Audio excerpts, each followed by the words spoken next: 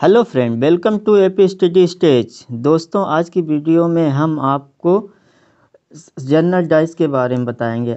जैसा कि जानते हैं कि हमने पिछली वीडियो में आपको बताया था मानक पासा यानी स्टैंडर्ड डाइस के बारे में। मानक पासा एक बार हम आपको याद दिला दें कि उसमें क्या होता था, विपरीत सतहों का योग जो होता था 7 होता था। ठीक है। अब इसमें जनरल डाइस में हम आपको बताएंगे कि इसमें 2 सतह हैं। जो हमारी 2 सतह होती है उनका योग 7 होना चाहिए। आइए जनरल डाइस देखते हैं। यदि किसी पासे की किसी 2 निकटतम सतहों का योग अगर 7 हो, 7 के बराबर हो, तो वो समान डाइस होता है। जैसे देख लेते हैं, हमारा ये डाइस दिया है। अब आपको पता है जो पासे में हमें जो सतह दिखाई देती हैं वो केवल 3 ही सतह दिखाई देती हैं और 3 विपरीत पीछे की सतह नहीं दिखाई देती हैं। तो हम जैसा कि देखते हैं कि ये डाइस में 5 6 1 7 यानी 7 है, 7 दिख रहा, तो ये हमारा जनरल डाइस होगा यानी साधारण पासा होगा। इसी तरह इसमें भी 6 6 1 7 ये भी जनरल डाइस होगा। और एक चीज़ बात, अगर अल्फ़ाबेट या चिन्हों द्वारा अगर कोई पासा में इंगित किया गया हो तो वो भी एक साधारण पासा होता है, समान जनरल डाइस होता है। जनरल डाइस समान पासे में दो केस बनते हैं। पहला केस क्या कहता है, हमारे पास 2 डाइस दी गई हुई हैं। अब हम इसमें सबसे पहले डाइस में ये देखेंगे कि हमारा कौन सा अंक कॉमन है।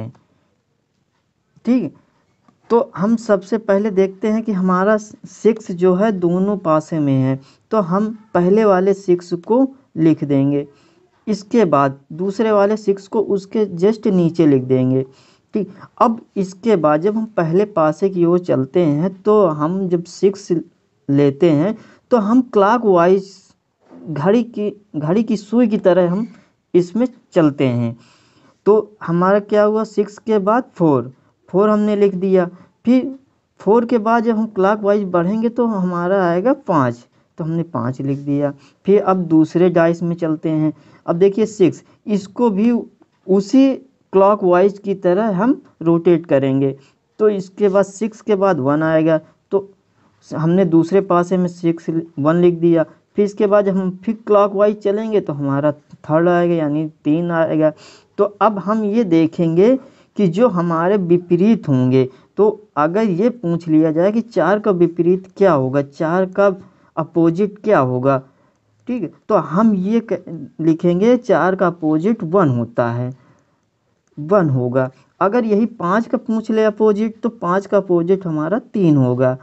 और अगर 6 का अपोजिट पूछ ले तो आप क्या करेंगे, अगर दोनों पासे में सेम अंक हैं तो हम ये सबसे पहले ये देखेंगे कि जो हमारे विपरीत निकले हैं अंक, इसमें से कौन सा अंक हमें नहीं दिखाई दे रहा है। तो हमें कौन सा अंक नहीं दिखाई दे रहा है, 2 नहीं दिखाई दे रहा है। तो हमारा जो 6 का अपोजिट बनेगा तो वो कौन सा बनेगा, वो 2 बनेगा।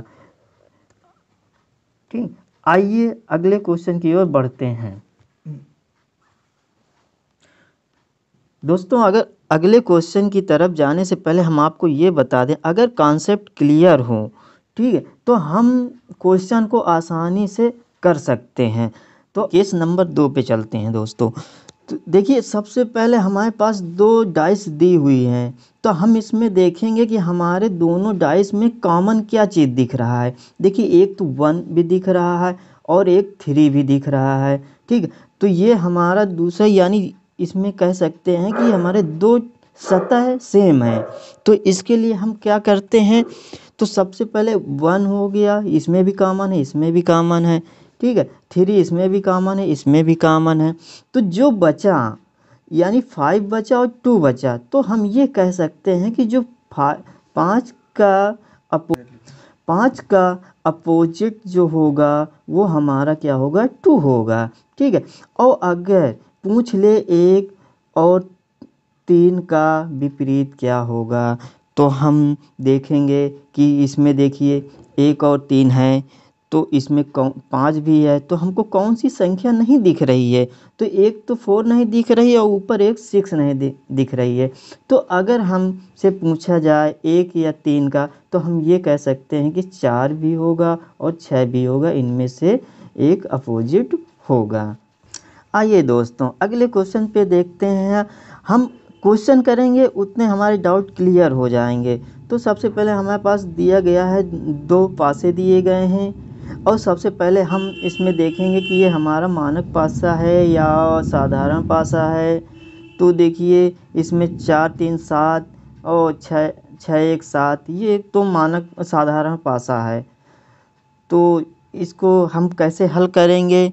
अगर इसमें पूछ ले कि एक का विपरीत, एक का अपोजिट, हमारा क्वेश्चन कह रहा है एक का अपोजिट क्या होगा, तो हम सबसे पहले इसमें इस पासे में देखेंगे हमारा एक है कि नहीं है।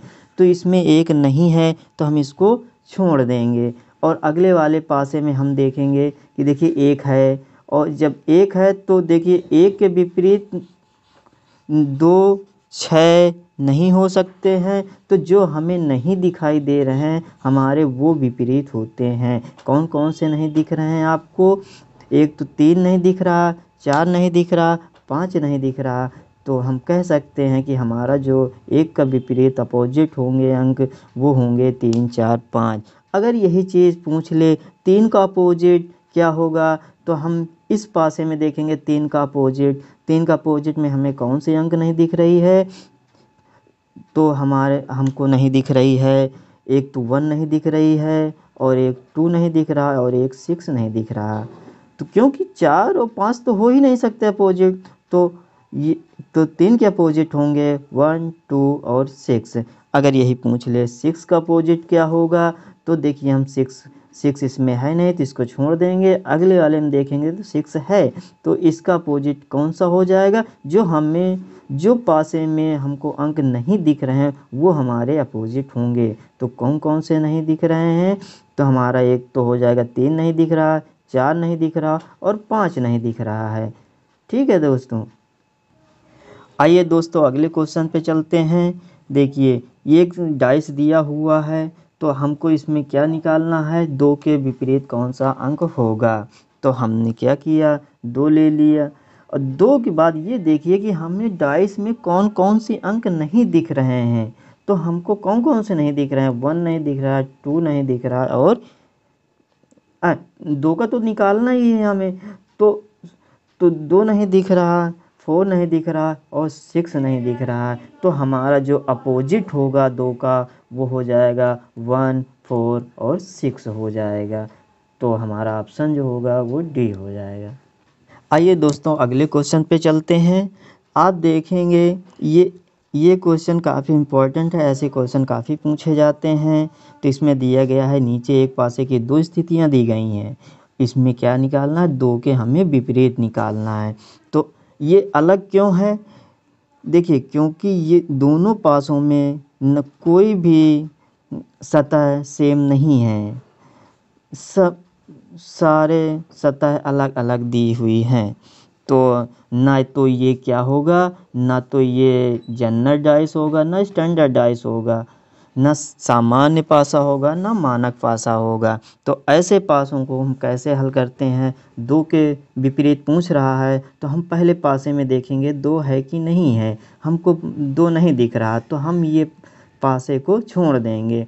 अब अगले वाले पासे की तरफ देखते हैं, इसमें 2 दिया हुआ है, तो हम 2 के अगर अपोजिट निकालेंगे तो हमें कौन से अंक प्राप्त होंगे? जो हमें पासे में नहीं दिखाई देते हैं वो हमारे 2 के विपरीत होंगे। कौन कौन से नहीं दिख रहे हैं? एक तो 1 नहीं दिख रहा, एक 3 नहीं दिख रहा और एक 5 नहीं दिख रहा है। तो हमारा जो बी का अपोजिट होगा वो हमारा क्या होगा? 1 3 और 5 होगा। दोस्तों अगले क्वेश्चन की तरफ चलते हैं।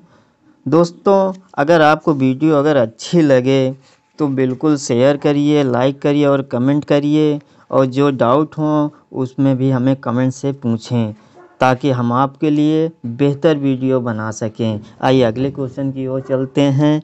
देखिए अब हम हम नीचे एक पासे की दो स्थितियां दी गई हैं, हमें क्या निकालना है, 3 के विपरीत निकालना है, कौन सा अंक होगा। तो हम सबसे पहले देखते हैं, दो हमारे पास डाइस दिए हुए हैं। सबसे पहले हम देखते हैं इसमें कॉमन कौन सा अंक है। तो हमको दिख रहा है कि हमारा कॉमन 1 है, 1 दिख रहा है। तो हम पहले पासे के 1 को लिख लेते हैं। और देखिए, जब हम जिस अंक से लेते हैं उसमें हम क्लॉकवाइज रोटेट करते हैं, लिखते हुए चलते हैं। जैसे 1 के बाद 5 हो जाएगा, फिर क्लॉकवाइज घूमेंगे तो 3 हो जाएगा। अब दूसरे पासे में 1 कॉमन है, तो हम अब इस 1 को लिख लेते हैं। तो अब इस 1 को लिखने के बाद क्या होगा, फिर उसी 1 से हम रोटेट करेंगे क्लॉकवाइज, फिर आएगा 4 आएगा, फिर रोटेट करेंगे क्लॉकवाइज, फिर आएगा 2 आएगा। तो इसके बाद से हम क्या कह सकते हैं कि अगर हमसे पूछा गया हो कि 3 का विपरीत क्या होगा, तो 3 का विपरीत हमारा 2 होगा। और अगर 4 का पूछे तो 5 होगा। और अगर 1 का पूछे तो हम 1 को क्या कह सकते हैं कि जो हमें नंबर में ना कोई अंक ना दिखे, उसका हम विपरीत करते हैं, तो 1 का विपरीत 6 हो जाएगा। तो हमारा क्वेश्चन क्या था, 3 का विपरीत क्या होगा, तो 3 का अपोजिट हो जाएगा 2। दोस्तों मिलते हैं अगले वीडियो में, तब तक के लिए धन्यवाद।